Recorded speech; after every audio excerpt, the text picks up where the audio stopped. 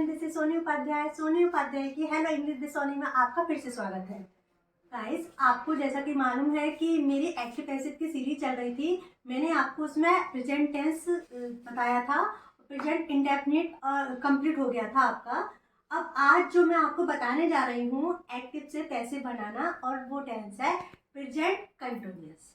Okay, let's start. जैसा कि आप जानते हैं कि प्रेजेंट कंटिन्यूअस, आपको इस टेंस की पहचान तो अच्छे से करा दी थी क्योंकि मैंने आपके टेंस की वीडियो आपको अपलोड करके दी थी। आई होप आप सभी को अच्छे से पता होगा प्रेजेंट कंटिन्यूअस की पहचान।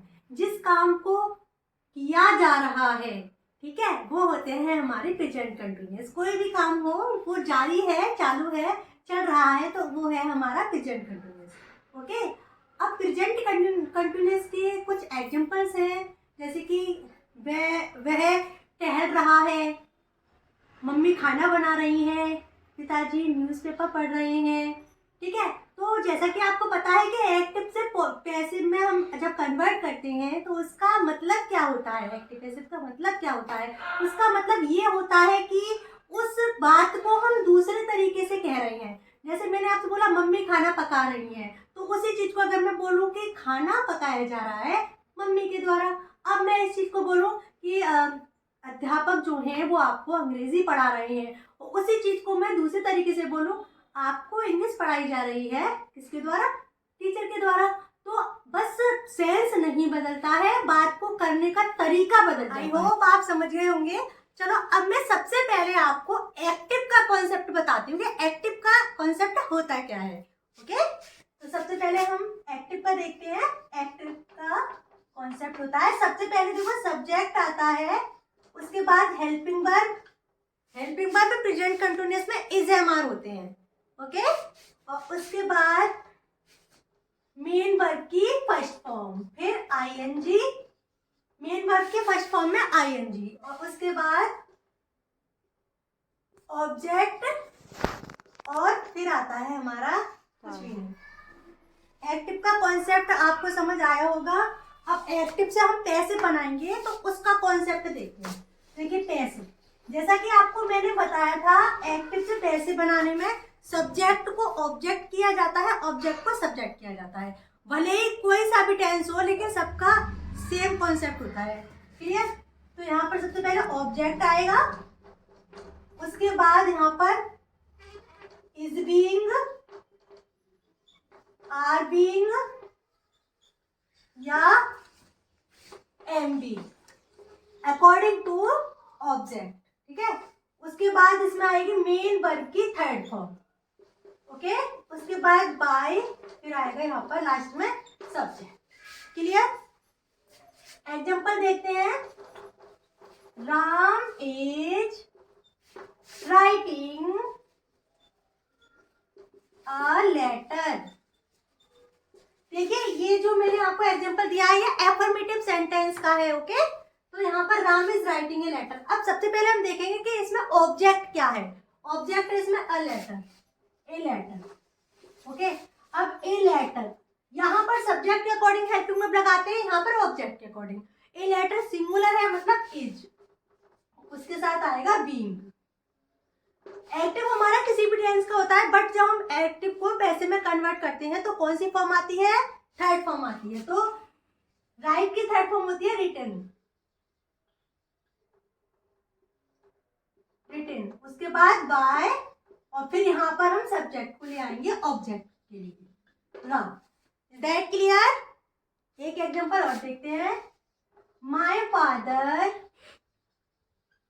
Is reading the newspaper. ठीक है, अब यहाँ पर ऑब्जेक्ट हमारा न्यूज़पेपर है, तो ऑब्जेक्ट को सब्जेक्ट की जगह रखेंगे, तो यहाँ पर आएगा द न्यूज़पेपर। न्यूज़पेपर से पहले द आर्टिकल आता है, बता चुकी हूँ। न्यूज़पेपर सिंगुलर है, तो यहाँ पर आएगा हमारा इज, और उसके साथ आएगा हमारा बी। क्लियर? रीड की थर्ड फॉर्म होती है रीड, बोलने में रेड आती है वो। ओके, तो यहाँ पर हम थर्ड फॉर्म लगाएंगे रीड की, क्योंकि ये मेन वर्ब है। The newspaper is being read by, यहाँ पर हमारा सब्जेक्ट है माय फादर, तो यहाँ पर ऑब्जेक्ट की जगह ये काम करेगा। एग्जांपल देखते हैं। टीचर इज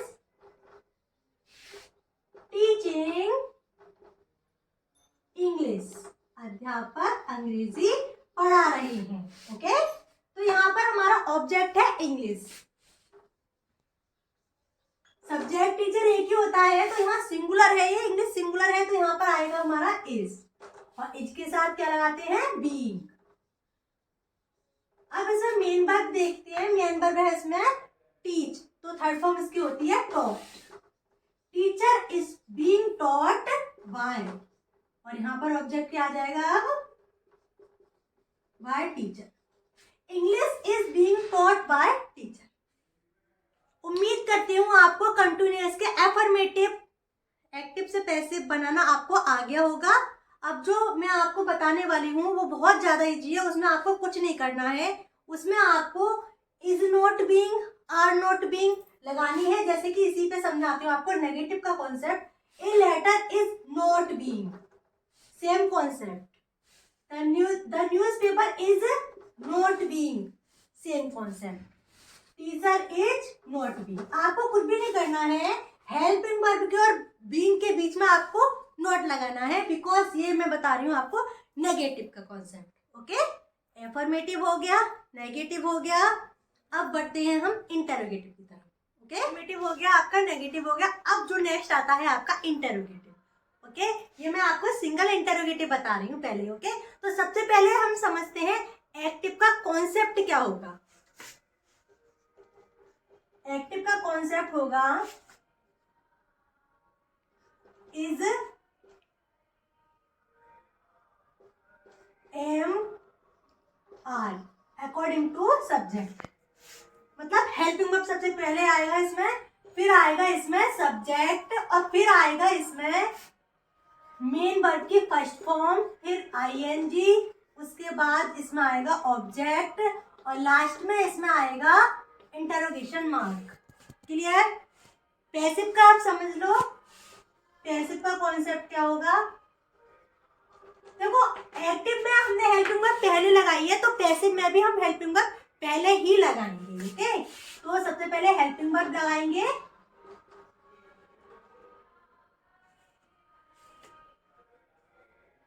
उसके बाद ऑब्जेक्ट। ओके, और उसके बाद हम लगाएंगे बीइंग, मेन वर्ब की थर्ड फॉर्म, फिर बाय, फिर सब्जेक्ट, और लास्ट में क्वेश्चन मार्क। आइए एग्जांपल से समझते हैं। देखिए, फर्स्ट एग्जांपल है इसका, is Ram playing the match. Okay, ये है हमारा एक्टिव। क्लियर? अच्छा, अब हम इसको पैसिव में जब कन्वर्ट करेंगे तो देखो कॉन्सेप्ट के अकॉर्डिंग सबसे पहले हमारा हेल्पिंग वर्ब ही आएगी, और यहाँ पर जो हमने इज लगाया है वो सब्जेक्ट के अकॉर्डिंग हेल्पिंग वर्ब लगाई है, बट यहाँ हम लगाएंगे तो यहाँ पर ऑब्जेक्ट के अकॉर्डिंग लगाएंगे। तो द मैच सिंगुलर है, तो यहाँ पर भी इज आएगा, इज, फिर लगाएंगे ऑब्जेक्ट, इज द मैच, फिर हम लगाएंगे बीइंग, उसके बाद मेन वर्ब की थर्ड फॉर्म आएगी, तो प्ले इसमें मेन वर्ब है, थर्ड फॉर्म होती है इसकी played. Played, is the match being played by Ram, last में लगाएंगे हम इसमें क्वेश्चन मार्क। क्लियर? एक एग्जांपल और देखते हैं। इज माय मदर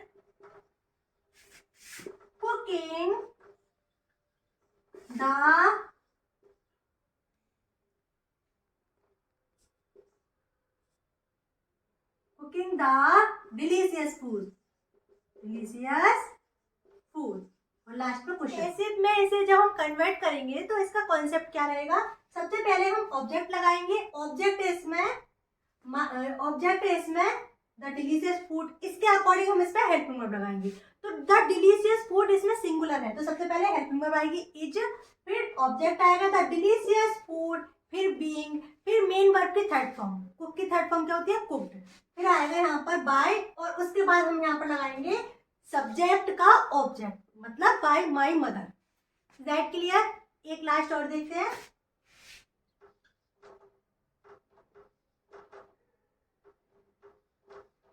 एक लास्ट देखते हैं। Is teacher teaching maths.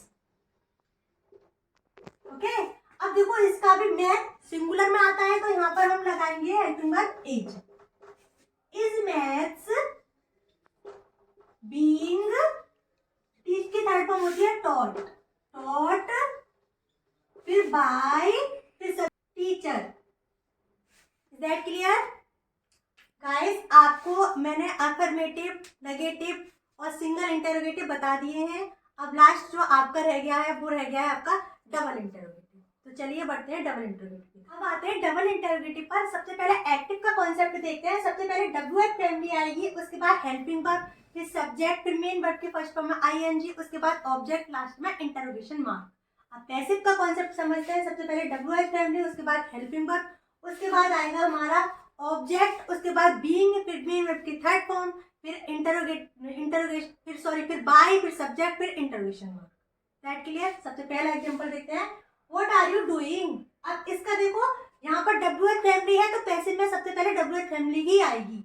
What is being done by you. Okay, second है वेयर इज सी गोइंग। ठीक है, यहाँ पर WH फैमिली, तो यहाँ पर भी WH फैमिली ही स्टार्टिंग में आएगी। उसके बाद देखो यहाँ पर हेल्पिंग वर्ब आएगी, उसके बाद बीइंग, फिर मेन वर्ब की थर्ड फॉर्म गो, मेन वर्ब है, और मेन वर्ब की थर्ड फॉर्म गोन होती है, गोन, फिर बाय, फिर यहाँ पर सी को किस में कन्वर्ट करेंगे हम? हर में, क्योंकि सी का ऑब्जेक्ट होता है हर।